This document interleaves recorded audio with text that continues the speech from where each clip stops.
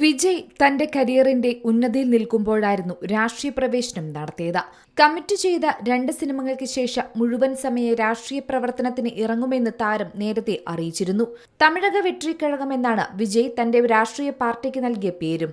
അതും വലിയ വിജയമാവുകയും ആരാധകരും രാഷ്ട്രീയ പ്രവർത്തകരും ഏറ്റെടുക്കുകയും ചെയ്തിരുന്നു. 2026 നിയമസഭാ തെരഞ്ഞെടുപ്പാണ് TVKയുടെ പ്രധാന ലക്ഷ്യം. കരിയറിൽ നേരിട്ട തിരിച്ചടികളിൽ തളരാതെ മുന്നോട്ട് കുതിച്ച താരത്തിന്റെ ഉയർച്ച എല്ലാവരെയും അത്ഭുതപ്പെടുത്തുന്ന ഒന്നായിരുന്നു. രാഷ്ട്രീയ പ്രവേശനവും അത്തരത്തിൽ ഒന്നാണ്.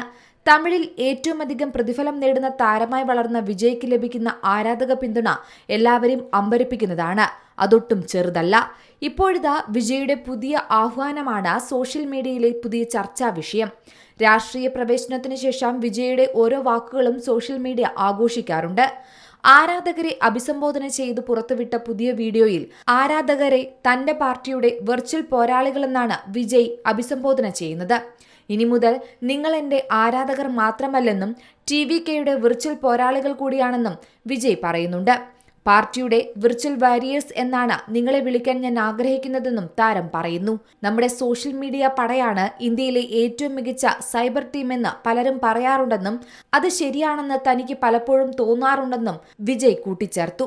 തന്നെ സംബന്ധിച്ച് എല്ലാ ആരാധകരും പാർട്ടിയുടെ വെർച്വൽ പോരാളികളാണെന്നും താരം പറയുന്നുണ്ട്. വിജയ് പറഞ്ഞ വാക്കുകൾ ഇങ്ങനെയാണ്: നമ്മുടെ ഈ സോഷ്യൽ മീഡിയ പടയാണ് ഇന്ത്യയിലെ ഏറ്റവും മികച്ച സൈബർ പടയെന്ന് പലരും പറയുന്നുണ്ട്.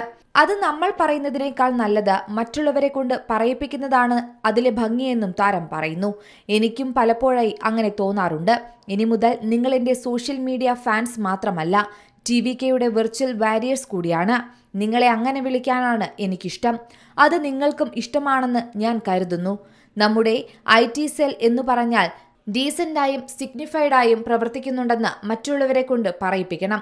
അത് മനസ്സിൽ വെച്ചുകൊണ്ട് പ്രവർത്തിക്കുക. അധികം വൈകാതെ ഞാൻ നിങ്ങളെ കാണാൻ വരുന്നതായിരിക്കുമെന്നും വിജയ് പറയുന്നുണ്ട്. എന്തായാലും തമിഴ് രാഷ്ട്രീയത്തിൽ മാത്രമല്ല, ഇപ്പോൾ ആരാധകർക്കിടയിലും താരം പറഞ്ഞ വാക്കുകൾ ചർച്ചാ വിഷയമാണ്. അതേസമയം വിജയ് നടത്തിയ ഇഫ്താർ വിരുന്നിന്റെ പരാതി ഇപ്പോഴും നിലനിൽക്കുകയാണ്. മുസ്ലിം സമൂഹത്തെ അപമാനിച്ചു എന്നാരോപിച്ചാണ് വിജയ്ക്കെതിരെ പോലീസിൽ പരാതി ലഭിച്ചിരുന്നത്. വിജയ് നടത്തിയ ഇഫ്താർ പരിപാടി അധിക്ഷേപകരവും മുസ്ലിം സമൂഹത്തിന്റെ വികാരത്തെ വ്രണപ്പെടുത്തുന്നതാണെന്നും ആരോപണം ഉയർന്നിരുന്നു. Entertainment desk, Zee Malayalam news.